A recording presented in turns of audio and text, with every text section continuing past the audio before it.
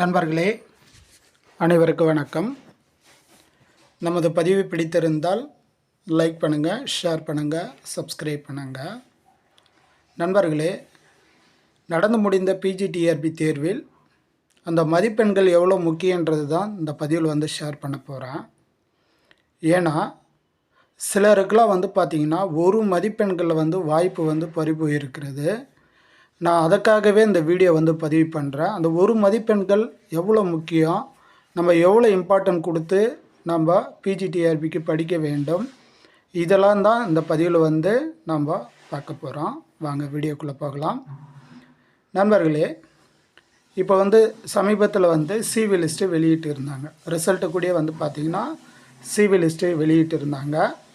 அந்த சிவி லிஸ்ட்டில் பார்த்தோன்னா நண்பர் ஒருவர் ஃபிசிக்ஸ் டிபார்ட்மெண்ட்டு, சரிங்களா, அவர் பார்த்திங்கன்னா பிசிஎம்மு. இந்த பிசிஎம்மில் பார்த்திங்கன்னா அவர் போட்டிருக்கிற எஃபோர்ட் பார்த்திங்கன்னா 85 மதிப்பெண்களுக்கு போட்டிருக்கிறாரு. எவ்வளோ? 85 மதிப்பெண்கள். ஆனால் 86 மதிப்பெண்கள் கடைசியாக முடிஞ்சிருக்கு. 86 மதிப்பெண்களுக்கு கடைசியாக முடிஞ்சிருக்கு. அப்படின்னா பார்த்திங்கன்னா எவ்வளோ எஃபோர்ட் போட்டு எவ்வளோ நாட்களாக அவர் தொடர்ந்து படித்து கொண்டு வந்திருப்பார் இந்த 85 மதிப்பெண்கள்ன்றதுக்கு. நண்பர்களே, 85 மதிப்பெண்கள்ன்றது சாதாரண விஷயம் இல்லை. அதுக்கு கிட்டத்தட்ட பார்த்திங்கன்னா ஒரு 2 வருஷம் 3 வருஷம் அவர் ப்ரிப்பரேஷனில் இருந்திருக்கணும், சரிங்களா.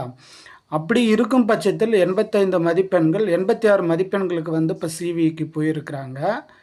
கண்டிப்பாக அந்த ஒரு மதிப்பெண்களை பாருங்கள், அவர் சிவி லிஸ்ட்டில் வரல. அவர் சிவி லிஸ்ட்டில் நேமே வரல.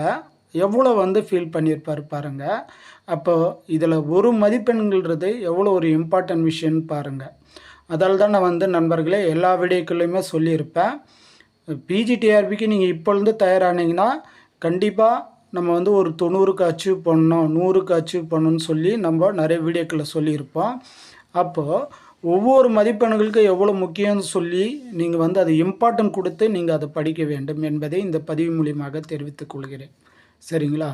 இப்போ ஒரு மதிப்பெண் கீழே இருந்ததுனால அவருக்கு வாய்ப்பே இல்லை, சரிங்களா. 85 தான் வாய்ப்பு இல்லை, சிவிலிஸ்ட்டுக்கே அவர் வரல, சரிங்களா. எனவே நண்பர்களே, இனிமேலாவது பார்த்திங்கன்னா நீங்கள் பிஜிடிஆர்பி தேர்வு நீங்கள் ரெடியாக வரீங்கன்னா ஒவ்வொரு மதிப்பெண்கள் இம்பார்ட்டன்ட், ஒவ்வொரு விஷயம் இம்பார்ட்டன்ட் சொல்லி படிங்க, சரிங்களா. இதுதான் நண்பர்களே இந்த பதிவின் நோக்கம். மதிப்பெண்கள்ன்றது எவ்வளோ முக்கியம் பாருங்கள். அது நம்ம இதுக்கு முன்னாடிலாம் அப்போ அரை மதிப்பெண்கள்லாம் நம்ம கேள்விப்பட்டிருப்போம். அரை மதிப்பெண்களில் போயிடுச்சு, அடுத்து 0.5ல் போயிடுச்சு அப்படின்னு சொல்லி எதோ சொல்லுவாங்க. பட் பார்த்திங்கன்னா நம்ம கண்ணுக்கு முன்னாடியே பாருங்கள் ஒரு மதிப்பெண்கள். இத்தனைக்கே ஒரு ரிசல்ட்டு நான் பார்த்தேன். நானும் அவர் நேம் வச்சு பார்த்தேன். பார்க்கும்போது பார்த்திங்கன்னா அந்த ஒரு மதிப்பெண்களை அவர் சிவி லிஸ்ட்டுக்கே வராமல் போயிட்டார் நண்பர்களே. ஏன்னா அவர் ப்ரைவேசி கருதி நம்ம அவர் டீட்டெயில்ஸ்லாம் சொல்லலை. அப்போனா அவர் எவ்வளோ கஷ்டப்பட்டுருப்பார். இவ்வளோ நாள் படித்தது ஒரு மதிப்பெண்களை சிவி லிஸ்ட்டுக்கு போகாமல் விட்டுட்டார், சரிங்களா. எனவே இதிலேருந்து என்ன தெரிஞ்சுக்கிறீங்க அப்படின்னு நீங்கள் சொல்லும்போது கண்டிப்பாக ஒவ்வொரு மதிப்பெண்களும் பிஜிடிஆர்பிக்கு இம்பார்ட்டன்ட் அப்படின்னு நினைத்து கொண்டு படிங்க. சார் அப்போ இது மட்டும் போதுமா, சப்ஜெக்ட் மட்டும் போதுமானா தயவுசெய்து இந்த எலிஜிபிலிட்டிக்கு கொஞ்சம் பாருங்கள், சரிங்களா. ஜஸ்ட் நீங்கள் ஒரு 20 மார்க் எடுக்கிற மாதிரி அதுவும் சைடில் ப்ரிப்ரேஷன் பண்ணிட்டு வாங்க. இன்றைக்கி அதாலேயும் எல்லாருடைய வாழ்க்கை பறி போயிடுச்சு, சரிங்களா. இல்லைனா இன்னும் நிறைய சிவிக்கு நிறைய மார்க்கு வந்திருப்பாங்க.